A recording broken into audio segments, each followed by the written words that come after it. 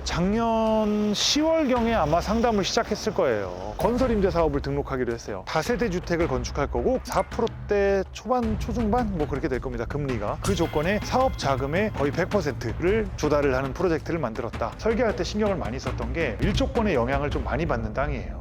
그래서 특이한 점이 여기는 그래서 평면이 더 우수해졌어요. 안녕하세요. 부동산 별건이 조건입니다. 오늘은 올해 말에 허가를 받고 2026년 내년에 철거와 착공을 진행할 서초구 양재동 현장에 한번 나와봤습니다. 철거 전에 어떤 건물인지 한번 안내를 해드리고, 이게 작년 10월경에 아마 상담을 시작했을 거예요. 지금 이제야 허가를 받고 철거를 준비하고 그렇게 진행되는 건입니다. 무료 상담을 받고 1년이 지났잖아요. 프로젝트 착공하기까지. 왜 1년이나 걸리게 되는 거죠? 사실 1년까지 필요한 건 아닌데, 그래도 저희 사업은 미리 준비하는 게 좋아요. 이 프로젝트 같은 경우에는 허가를 받고 철거를 하는 데까지 약 한 6개월 이상이 소요됐으니까, 또 세입자 명도 타이밍이 올해 11월 말이었습니다. 그래서 이제 명도가 막 끝나서 이제 업무를 진행해 봅시다 라고 준비를 하고 있는 그런 건입니다. 그리고 아까 제가 최소 6개월이 걸린다고 했는데, 이 프로젝트 같은 경우에는 지금 이 층수가 지하 1층부터 지상 4층까지 있어요. 그러니까 4개 층 이상인 건물은 철거 심의를 받아야 되고, 철거 심의 기간이 최소 2개월에서 2개월 반 정도는 소요가 돼요. 철거 심의를 받고 건축 허가를 받고 이런 기간을 도합하면 최소 6개월이 걸릴 것이다. 그러니까 미리 준비를 하는 게 좋다. 그리고 만약에 지하까지 있다 그러면 그 이상 걸립니다. 약 한 7개월에서 8개월 걸릴 수가 있기 때문에 미리부터 준비를 해야 되고, 그래서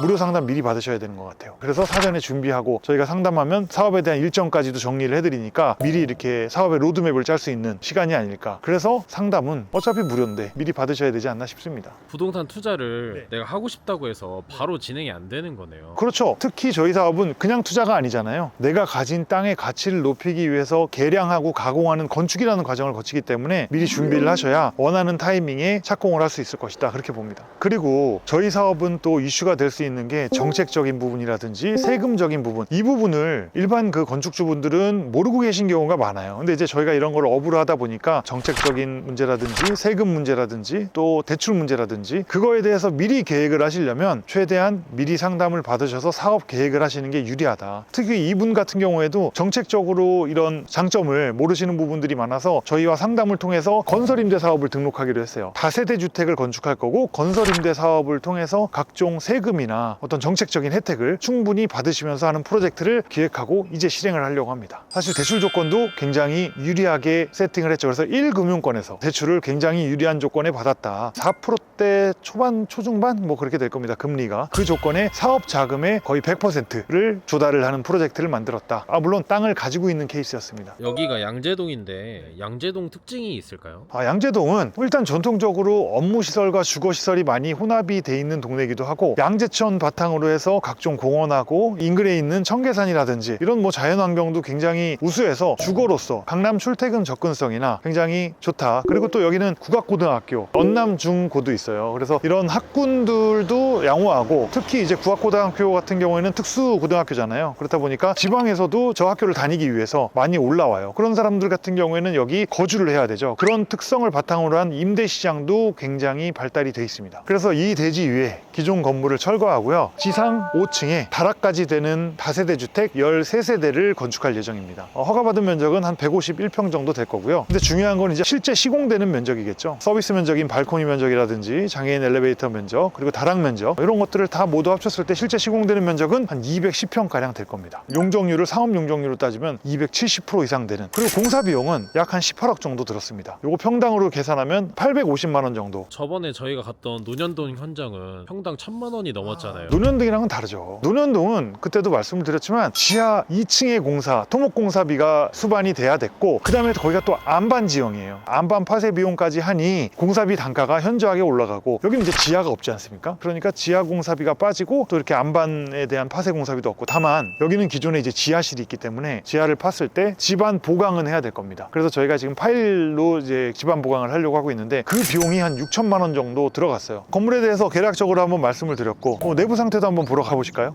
네.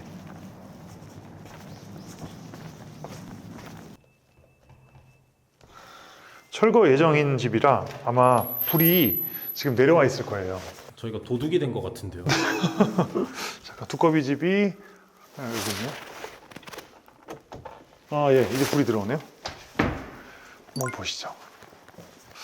그래도 여기는 깨끗이 정리를 많이 해놨네요. 집을 잘 비워주셨다. 집 상태가 괜찮은데요? 가스레인지 저런 것도 가져가도 되는 거예요? 가져가도 되죠. 상관은 없죠. 가져가시려면 가져가세요. 선물해 드릴게요. 사실 저희 입장에서 이런 싱크대나 이런 게 이제 쓸만해 보이긴 하지만 이게 재활용이 안 되거든요. 그러면 결국에는 버릴 수밖에 없어요. 그리고 또 1층에 보니까 가구랑 이런 거 잔뜩 버려놓으셨더라고. 그게 저희 입장에서는 다 폐기물이에요. 혼합 폐기물이라고 저희가 표현을 하는데 버리는데도 돈이 많이 듭니다. 얼마나 들어요? 폐기물이 건축 폐기물하고 혼합 폐기물 두 가지가 있어요. 건축 폐기물은 뭐냐면 콘크리트나 철근 이렇게 재활용 가능한 것들을 얘기하는 거고, 혼합 폐기물은 가구라든지 목재라든지 그런 거 쓰지 못하는 것들, 그런 거는 모아서 버리는데 비용이 뭐 톤당 한 80만 원? 그 정도 들어갈 거예요. 건폐는 한 톤당 한 30만 원에서 뭐 한 35만 원? 뭐 이 정도 들어갈 겁니다. 버리는 비용도 이 혼합 폐기물은 더 비싸요. 그러니까 저희 입장에서는 가져가 주시면 감사합니다. 여기 이제 신축 건물이 들어서잖아요. 네. 의뢰인이랑 이제 이 건물을 설계할 때 어려웠던 점이 있으세요? 설계할 때 신경을 많이 썼던 게 일조권의 영향을 좀 많이 받는 땅이에요. 그렇다 보니까 일조권의 영향을 최대한 덜 받으면서 세대를 구성을 해야 된다. 이게 핵심이었고, 주거의 쾌적함과 사업성을 위한 세대수, 이거를 적정선에서에 맞추는 게 굉장히 중요했었다. 그래서 특이한 점이 여기는 코어가 꺾여 있어요. 코어가 꺾여 있다는 게 무슨 말이에요? 무슨 말이냐면 보통은 엘리베이터와 계단이 한쪽으로 이렇게 쭉 올라오잖아요. 엘리베이터실은 어떻게 꺾을 수가 없잖아요. 그래서 엘리베이터실은 올라오면 되는데 계단을 한쪽에서 올라오다가 꺾어서 일조권을 피해서 올라왔다. 그런 특별한 설계가 나와 있습니다. 그래서 평면이 더 우수해졌어요. 또 이제 건설임대 사업자에서 임대용으로 할 거잖아요. 그렇다 보니까 내부 마감재나 이런 거를 가성비 있고 또 내구성 있게 오염이 되지 않는 자재 써서 그 스펙을 맞추는 거, 그런데 신경을 좀 많이 썼습니다. 이 집이 철거대를 앞둔 집이잖아요. 철거할 때 유의해야 될 점들이 있나요?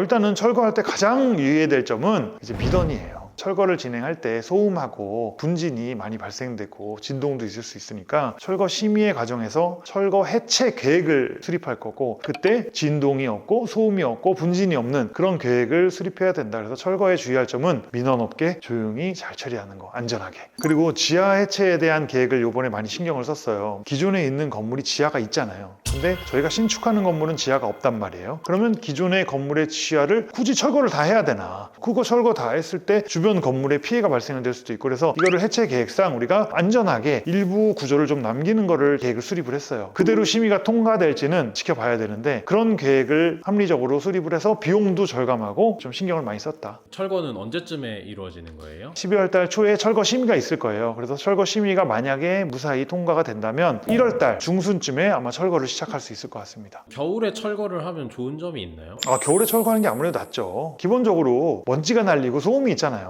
그런데 이웃집들이 창문 다 열어놓는 좋은 계절에 하게 되면 아무래도 민원이 더 많겠죠. 이 건물 혹시 더 보여줄 공간들이 좀 남아 있나요? 한번 가서 보시죠.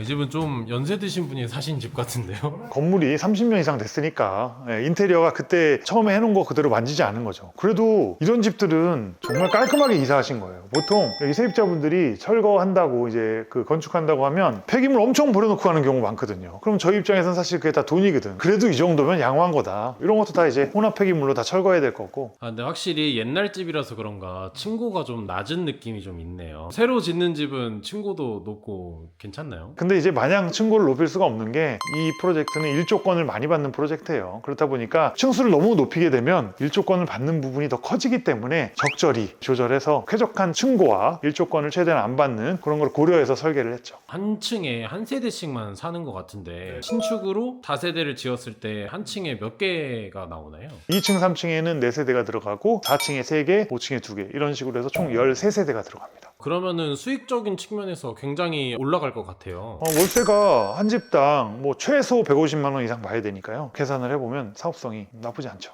여기는 문이 열려 있네요. 무슨 남의 집 터는 것 같아요, 계속. 아니 그래도 한번 살펴보는 거예요. 여기 문이 열려 있네요.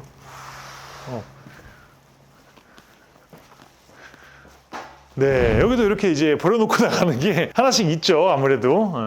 원래는 다 이렇게 하고 가신다는 거죠? 그렇죠. 뭐 이런 것들. 뭐 이 정도도 뭐 이해할 수 있습니다, 저는. 요 정도는 양호한 편이다? 양호하죠. 근데 아무튼 저희 입장에서는 다 버려야 된다. 돈 주고 버려야 된다. 옥상 한번 올라가 볼까요?